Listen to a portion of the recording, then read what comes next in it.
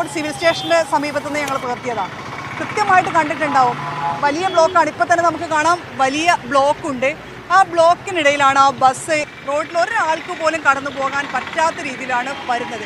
ആ സമയത്ത് തന്നെയാണ് അതുവഴി ഒരു ആംബുലൻസ് കടന്നു വരുന്നത്. അപ്പോഴും ആംബുലൻസ് പോകാൻ എത്രമാത്രം ബുദ്ധിമുട്ടി എന്നുള്ളത് നമ്മൾ കണ്ടതാണ്. ഇതിങ്ങനെയാണോ ബസ്സുകളൊക്കെ പോകുന്നത്? എങ്ങനെയാണോ?